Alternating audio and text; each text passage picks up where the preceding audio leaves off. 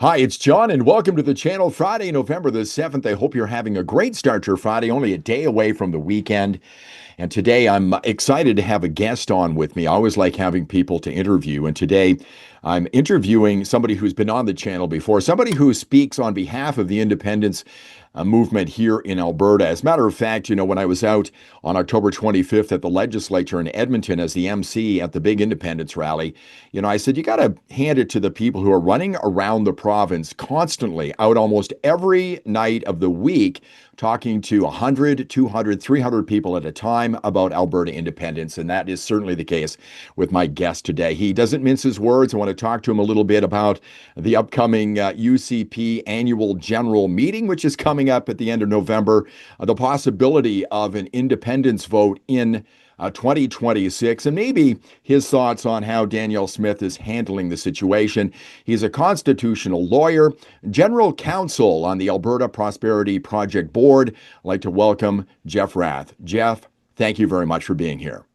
Hey, John, thanks for having me on. How are you? I'm terrific, thank you. It's really good to see you. I've spoken to you obviously to set up this interview today, but I haven't spoken to you since the independence rally back on the 25th of October. I went back today and watched your speech. And the first thing that really came out of your mouth was that it was the proudest moment you've had as an Albertan. How did you feel that day when all those people were standing out there at the Alberta legislature? Oh, I was just thrilled. I mean, it just really made it clear to me that we're going to win this referendum and that Alberta is going to be free from Canada once and for all. Like So, I can't even tell you like how, what a great feeling that was to realize that we're going to win this and that Alberta is going to be, finally is going to be free to chart its own destiny and for all of us here in Alberta to have a future. yeah. Uh, it's been five really dark years here, and I mean, and we're still in it. I mean, 9% unemployment in Alberta right now, 20% youth unemployment. I mean, the Liberals are succeeding in completely destroying this project or this province. Mm-hmm. So, the good news for us is that there's a free and independent country around the corner just waiting for us, where we're not going to have to pay federal income tax anymore. We're not going to have to pay GST. We're not going to have to pay carbon tax. We're not going to have to, be dictated to, by the whims of some, liberal politician in Ottawa getting instructions from the Ministry of State Security in China. I'm so looking forward to finally being free. You're that sure of it, are you? Oh my God! Like after that rally, I mean, how can anybody doubt it? I mean, like Conrad Black wrote an article recently. We Mm-hmm. think, he was wrong on a couple of key things. Like one, he said that, over the last number of years, Alberta's paid $70 billion in transfer payments. No, the number is $700 billion in transfer payments. Yeah. From Alberta to Canada. If we were to apply interest to that, number, Canada owes Alberta about $3 trillion, right? Mm-hmm. Mm-hmm. But anyway, leaving that aside, one of the comments that Conrad made was that currently the polling in Alberta, that he's seen is 35% hard yes for independence, 35% hard no. We want to stay in Canada because we still harbor memories of the 72 series, all these dear old folks with their warm, fuzzy memories of what Canada used to be as a country. Yeah. So there's 35% of them, but there's 30% in the middle that are entirely persuadable. And we know that we can persuade them because, I mean, we have a real message, like I said, no income tax, GST, carbon tax, a future for your kids. Deport everybody in Alberta that's here on a, international mobility program visa or a temporary foreign worker visa, that doesn't actually have a job that cannot be done by an Albertan who's currently on the unemployment line. I mean, it might lead to the closure of 100 Tim Hortons, but quite frankly, I think we can live without them, and we can send Tim back to Toronto where he belongs. Et cetera, right? I mean, Right. there's a bright future for Alberta, right? And it starts simply with voting yes to a very simple question. Do you agree that Alberta shall be a sovereign country and cease to be a province in Canada? I mean, it's a pretty straightforward question. even among the 35% that Conrad said are sort of sitting on the fence right now who aren't decided on this, some of those could still change because we saw the budget the other day. But, I want to ask you a little bit about, I don't know, I watched the budget the other day. And I watched it with the eye of an Albertan and wondering what kind of bone he was going to throw to Alberta. He didn't really throw too much to us at all, other than dropping an emissions cap and saying he was going to expand the carbon tax on industry here. And I'm just wondering what your thoughts are on that. Do you think there's any way at this point that No, it's Danielle just, Smith can again, accept this? it's just a despicable federal money grab, right? So it's like, okay, well, we realized we could be making more money if we just took our boot off of your throat a little bit. So we're not going to completely stifle your industry and completely prevent people from investing in your province. But that being said, now that we've taken off this hard cap on emissions, we should get paid for that. So we're gonna increase the industrial carbon tax and really screw you guys. Like under those circumstances, who the hell wants to invest here? Like one of the biggest things that Alberta could do for itself, and I don't know if I was talking about this at the rally or not. I've given so many speeches, I feel lately I've forgotten what I've been saying. But anyway, I'll tell you, I watched it today. But anyway, one of the largest gas fields in the world is the Montney gas field that straddles the BC-Alberta border.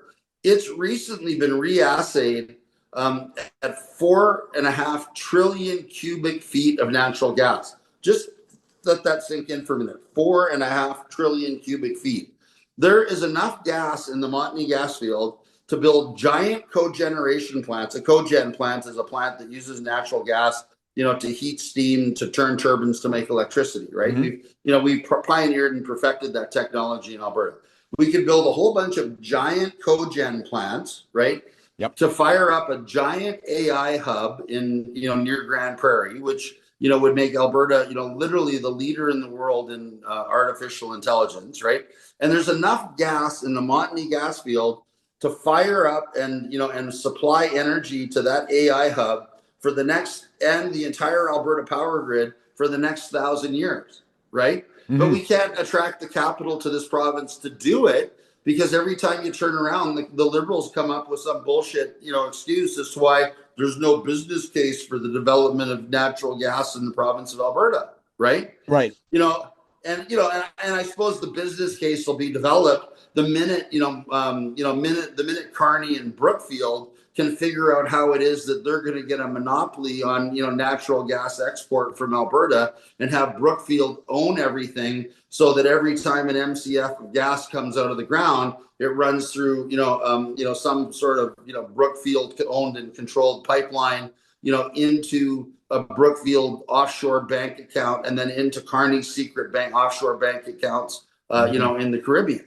right? Yeah. But, until they get that set up, they're going to continue to stifle natural gas production in Alberta and continue to drive other investment away from Alberta, because we all know that Brookfield's all about monopolies and being the only player in town, which is why Carney, passed Bill C-59, so that Carney, as the fascist dictator of Canada, can determine, what projects are in the national interest, sole source contracts to companies that are friendly to Brookfield and friendly to Carney, et cetera, et cetera. I mean, Carney is Mussolini on steroids, right? Yeah. So, every time he does something, it can only benefit the Alberta independence movement, because we despise Mark Carney and what he is doing to our country, what he's done to Canada and what he's doing to Alberta. I did a video the other day, and, I'd spoken to a number of people in the independence movement. They said, we don't want to hate on Canada, but I did a video the other day and I said, I'm going here. I said, I don't much like Canada anymore.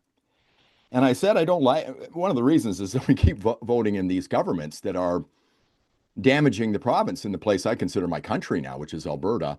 I'm just wondering if we leave, though, how is it going to make it easier for us to get a natural gas pipeline or something, over to British Columbia, to the coast or something like that? Can I be perfect? I be perfectly blunt?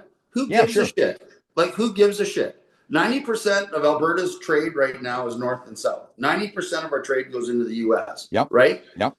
And as far as it goes, BC, and all of their threats and all of their nonsense, we just need, one or two more natural gas pipelines, south, to the Gulf Coast of Texas, or an oil pipeline and a gas pipeline, through Idaho, into Port Wash, or the Port of Seattle, to the Pacific, and we'll be fine. Thank you very much. I mean, I saw the other day David Eby was posing with the leaders of Haida Gwaii, and there will be no Alberta pipelines, blah blah blah, right? So as far as I'm concerned, screw them. Like, they don't want our pipelines, fine. We'll declare ourselves independent. We'll put we'll build 5 new pipelines south, right? And we'll develop our own industry and our own natural gas. And British Columbia, every truck, every train, everything moving $17 billion worth of your goods east to Ontario is going to be stopped at the Alberta border. We're a rat-free province. We're very proud of our status as a rat-free province. We're going to search every truck for rats coming out of Vancouver. We're going to, put a value on all of the goods that are being transported. We'll put a tariff on those goods. Mm-hmm. And then you can maybe think about, what you did to yourselves by screwing us on, a couple additional pipelines to the West Coast.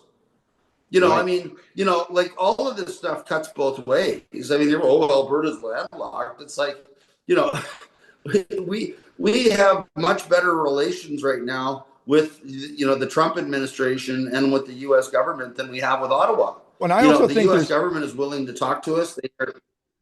Yeah, you made that point at the independence rally as well. And I think there's actually international law saying that landlocked countries, Alberta would be a new country, have to be given some type of access to ports, or to the sea, or to a place where they can ship out. Yeah, absolutely. I believe that's the case. And we would. Right, and we negotiate those pipelines to go through the United States to the west coast of Washington State. Yep. And to hell with British Columbia. You don't want our jobs, you don't want our industry, you don't want our money. To hell with you, right?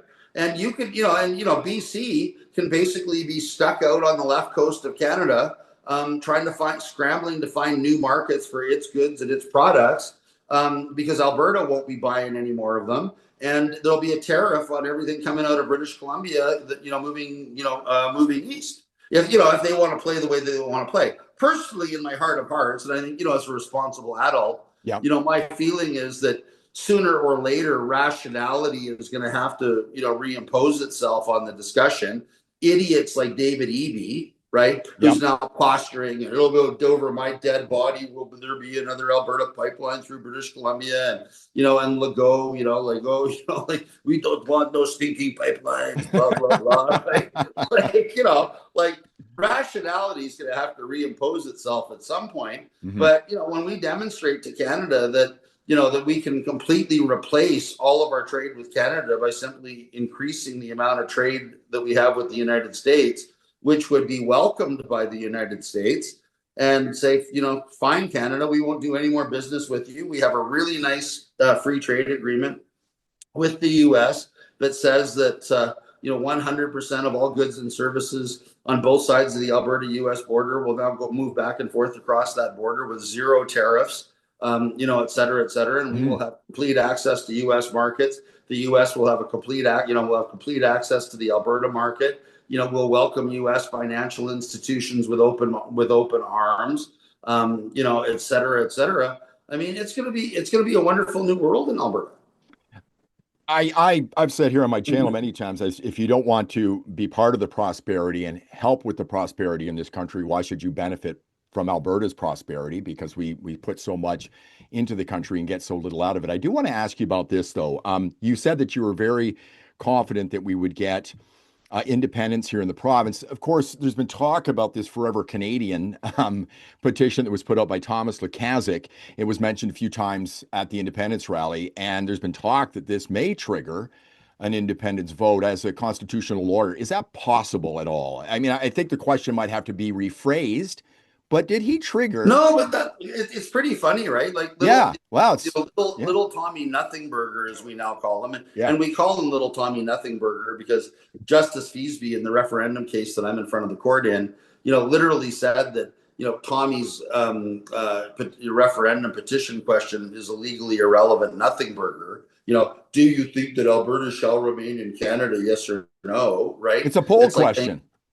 Yeah, it's like, That's all it is. and on top of it, it's like, it's a policy question. It's, it's like, it's a question on the order of, do you think Alberta should continue to be called Alberta? Yes or no? I mean, it's kind of a dumb question when it comes right down to it. It doesn't comply with the Clarity Act, because the Clarity Act, Section 1 sub 3, so 1 bracket 3 of the Clarity Act says clearly, that a question triggering independence, under the Clarity Act must state that the province wishes to cease to be part of Canada and become an independent state. Those are the exact words of Section 1 sub 3 of the Clarity Act.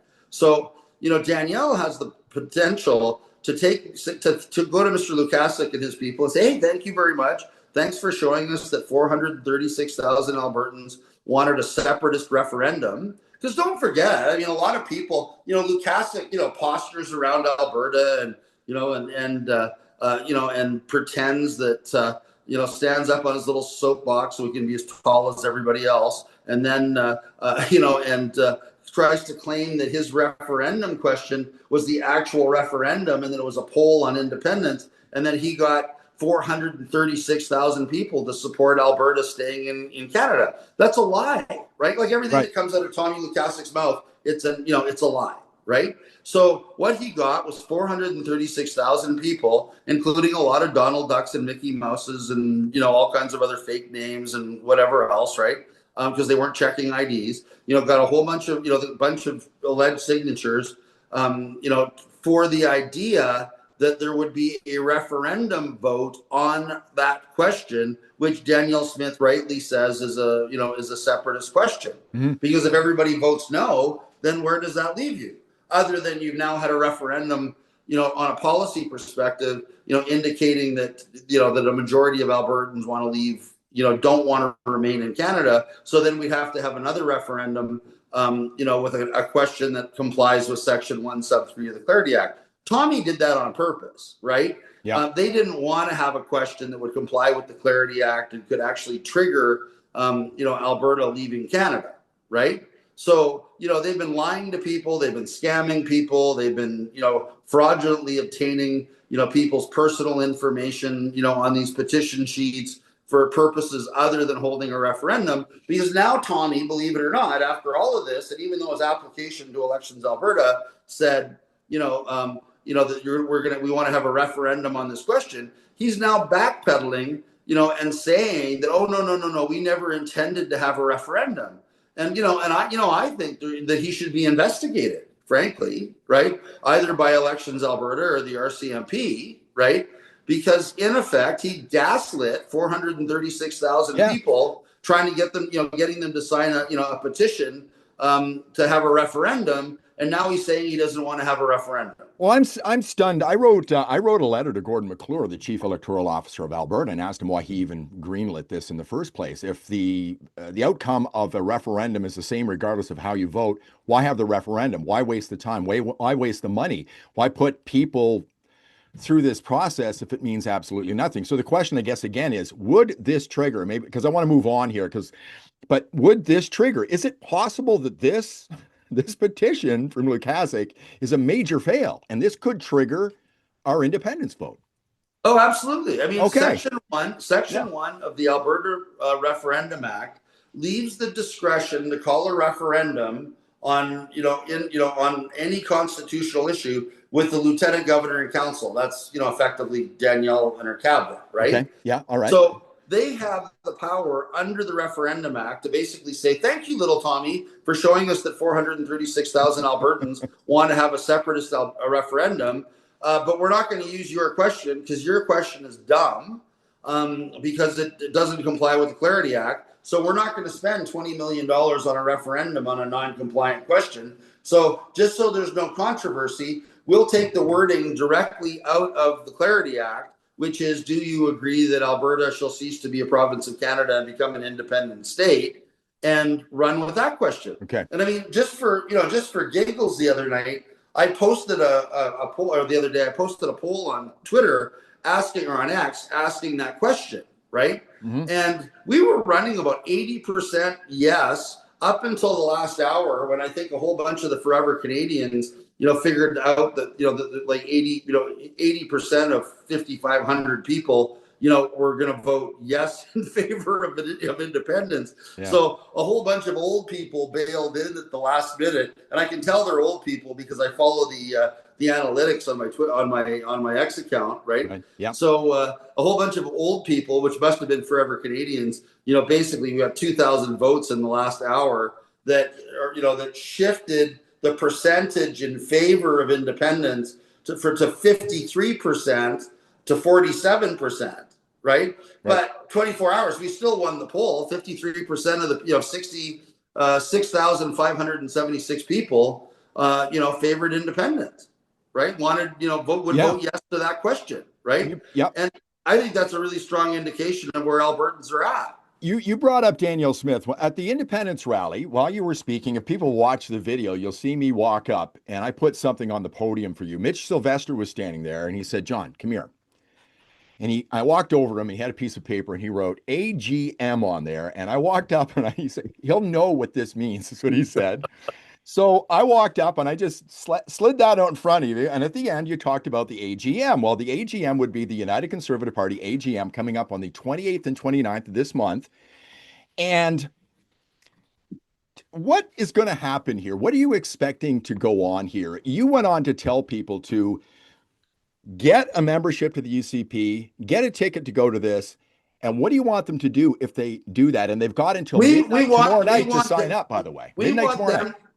Sorry, tonight, because the video's happening on Friday. Pardon me. We want them to go to the AGM and vote all of Danielle Smith's pet directors out of office. Okay, right. Like she has a little cabal on the provincial board, right? Mm-hmm. That do not, even though 70% of the party membership supports independence, right? Yep. She's got 50% of the board voting against independence because she's telling them to, right? The other day, Danielle Smith actually brought a motion to the provincial board, right, to muzzle all talk of independence at the AGM, prohibiting any resolutions to come to the floor in favor of independence, prohibiting any debate on independence on the floor of the AGM.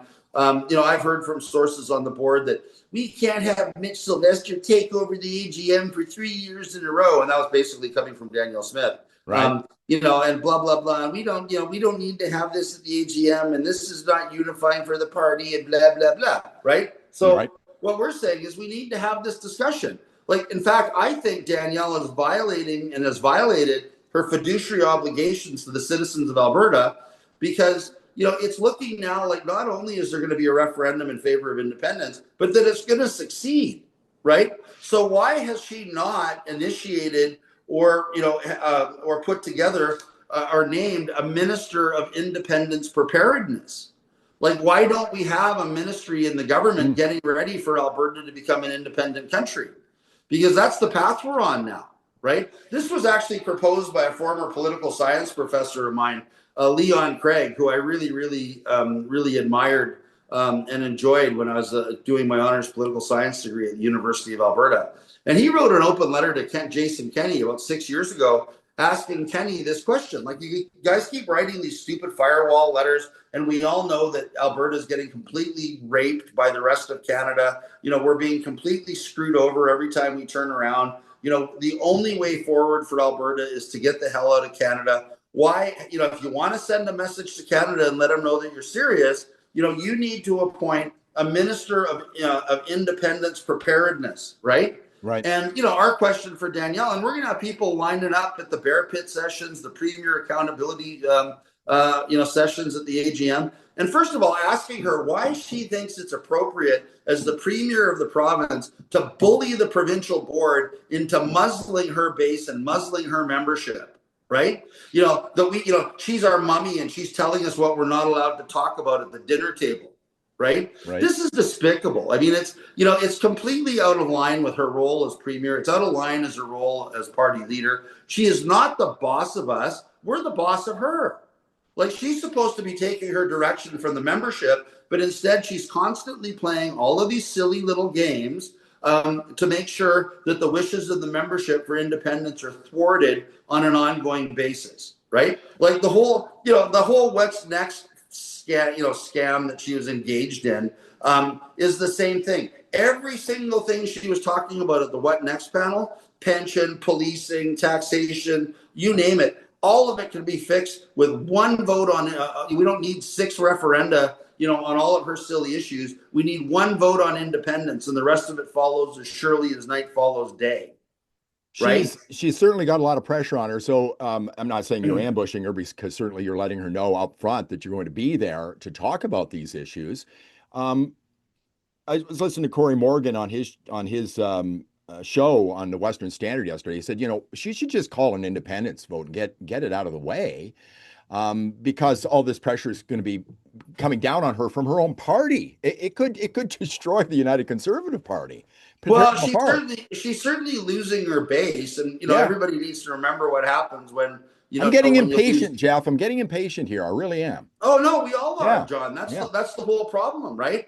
And I mean, and at the end of the day, I mean, Jason Kenney, after just before we threw him out on his ass, was like, oh well, if this is the base of the Conservative Party, I want a new base. It's like, yeah, okay, Kenny, well, you're fired, and you can go join the NDP and have a new base, right? If that's if that's where you're at, you want to be a whiny little, you want to be a whiny little baby, right? Yeah. Go join the NDP with Tommy Lukasik, right?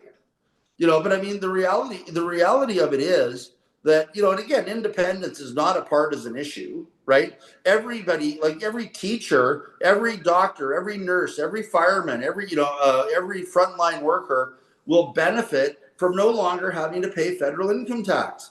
The day Alberta becomes independent, everybody's take-home pay is going to go up by 33%, right? Teachers are concerned about, the fact that they've got so many students in their classrooms that they have to cater to, that are ESL students, like English as a second language. They don't speak English, right?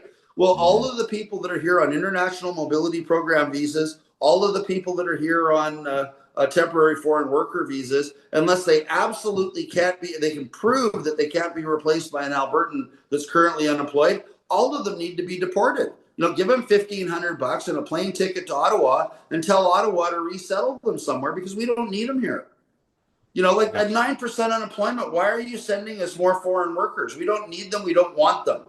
We don't have classrooms for them. We don't have hospitals for them. We don't have water for them. We don't have electricity for them. We don't have housing for them. We don't have jobs for them. Why are you sending them here? Send them back to Ottawa where they belong, and then let Ottawa deal with it. I mean, you think they had a problem with the convoy, wait until plane load after plane load after plane load of foreign workers start arriving in Ottawa looking for a place to stay. Do to Ottawa what they've been doing to Calgary and Edmonton for the last 10 years. Zoom makes a mess of this, but this is the value of freedom I'm holding here in my hand. You told people to download this. All the statistics and the things you're talking about here are all in here and costed out. So if anybody wants to get this, be sure to pick this up at the APP website. We'll put a link in the description so people can do that. I'm getting short on time here, Jeff, but I wanted to ask you, who does the APP support when it comes up to the general meeting and the board of directors president? Who are you backing? Well, we're supporting Daryl Connick, and I don't do that lightly, because I really like Rob Smith. I think Rob Smith has been a really decent guy and a really decent president. But he proved the other night when he broke the tie, because the board split 50-50 on the issue of whether they were going to let Danielle muzzle us at the AGM this year and not allow any talk of independence, right? The board split 50-50 on the question of whether or not they were going to allow Danielle to bully her base into silence at the AGM. And then Rob, cast the tying vote in favor of Danielle, because of course every party, apparently wants to be one of those party presidents that knows what side of the bread, the butter's on, and went with Danielle. And of course, our feeling is we need a party president that is not a lapdog to Danielle Smith. We need somebody that has the guts to stand up to her and say, Danielle, the base aren't going to tolerate this. Danielle, even though Rob Anderson is telling you to do this, it's not a good idea. Rob Anderson has lost his way. You guys are out of touch with the party base. You need to get back in. You want to win an election in 2027. You're not going to win it pandering to the NDP and the NDP voters, because they're never going to vote for you, right? Yep. Get your head out, get your head out of the sand and realize that the only way forward is by embracing your base and embracing what they want, which is a free and independent Alberta, right? But, I mean, that's where we're at. We'll see where the chips fall where they may. It's going to be an interesting annual general meeting this year. We're hoping that we have the votes to basically, get, to recapture the entire provincial board. But again, dirty tricks are afoot. Danielle has paid organizers to oust pro-independence CAs and replace entire CA boards. They just, they literally just fired an entire board and president from Sherwood Park because they were pro-independence, and Danielle wanted lap dogs in that constituency association. So the game, as Conan Doyle used to say, the game is afoot, and we'll see where we go. But it's not pretty. It's ugly. I mean, the tactics that Danielle is employing right now are Jason Kenney tactics. They're sleazy, underhanded, slimy tactics. And, we would have all hoped that she was better than that, but apparently not. That might be the title of this video: Danielle's sleazy, slimy, underhanded tactics. I might use that. But Sure. So she's trying to avoid discussion about the independence movement at the AGM, but you're not going to allow that to happen, is what you're saying. I mean, well, she's trying to, and it's not having discussion about the movement because she knows her base is the movement. 70 to 75% of her base favor independence, right? Mm-hmm. She's trying to muzzle and stifle any discussion of independence itself at the AGM because heaven forbid that we would be allowed to vote on a motion, to clarify the fact that the United Conservative Party of Alberta, favors independence from Canada. Like, she's doing everything she can to prevent that from happening. Wow. And as far as I'm concerned, the way she's going about it is completely anti-democratic, and she's thumbing her nose at the people that elected her. Because again, let's not forget, right? Mm-hmm. Travis Taves was a Jason Kenney candidate, so all the people that voted for him were Federalists, right? Ray-Jan Swaney is about as left-wing as you can get in the UCP without joining the NDP. All of the people that voted for her certainly, would not have been pro-independence. Brian Jean ran on the fact that he was the only one that had the guts to go to an APP forum, call us all a bunch of idiots to our faces, say that independence was never going to happen, and it would be over his dead body as leader of the party. So none of the people supporting Brian Jean, right, supported independence, right? Right. So basically, the only two candidates left, Danielle Smith and Todd Loewen, all of the people, or I'd say 90% of the people voting for them were in favor of independence. So, I mean, Danielle's really forgotten about the fact that she was elected by a base of the Conservative Party that want out of Canada. And she, every day that goes by, when she puts on her silly little red blazer and her white shirt and dresses up like the Canadian flag and says strong Alberta within a united Canada, she's making it clear that she wants all of us to have to keep paying federal income tax, keep paying carbon tax, keep paying GST, keep having our guns taken away by Ottawa, all of it. When she says that, that's what she favors. She can pretend all she wants, and it's the same thing on the recent decision from the Supreme Court, right? Yep. People in this province are scandalized that a majority of the Supreme Court, didn't give Ottawa a year to fix the legislation like they normally do. Tell them, look, you need to carve out an exception for 18-year-old kids who are having, 17-year-old girls send pictures to them without their consent or whatever. No, but, this is kind of the reasoning that the Supreme Court was using. They could have easily done that, but instead, a really despicable pedophile who had literally had pictures on his, devices of children being, like young children, 3, 4, 5-year-old children being viciously raped. The Supreme Court said, "Oh no, we can't have a minimum of a year in jail for this person." Right. And so Danielle's going, "I'm outraged, and this is horrible, and blah blah blah." Invoke the notwithstanding clause. Well, I'll tell you what, Danielle, if you want to stop this kind of nonsense, the quickest way and cleanest way forward is for Alberta to become independent, and then we could follow along with what Governor DeSantis is doing in Florida and bring in the death penalty in Alberta for, you know, anybody raping a child under the age of 12. Jeff, I'm going to have to cut us off there because the video is going to end here in a second. I'm kind of Sure. limited by Zoom. It's always a pleasure to talk to you, and it's going to be interesting to see what happens at the end of November, or maybe before the end of November. Smith Yeah, says there's lots going on, John. I'm yeah, happy to come back for sure. whenever you want me or whenever you need me to come on. You know, and again, I just want people to focus on how much better off we are going to be in a free and independent Alberta. And again, I think it's midnight. Well, tomorrow, I guess this is going to be, by the time this is aired, the deadline will have passed to buy a UCP membership to come join us at the AGM and vote. But you can still buy observer tickets. You can still come down and support the cause. Good so stuff. I hope to see all of you at the UCP AGM this year, and you know, and help us hold Danielle accountable, and encourage her to support a free and independent Alberta. So For sure. This video is running morning of November 7th. You've got until November 7th at 11:59 p.m. to sign up. So, Jeff, got to leave it there. Thank you so much. We'll have you back on again soon. There's so much to talk about. I appreciate it very much. Yeah, you bet, John. Thanks for having me on. If you like the video, please give this a thumbs up, subscribe to the channel, ring the bell for notifications. I'll see you in the next one.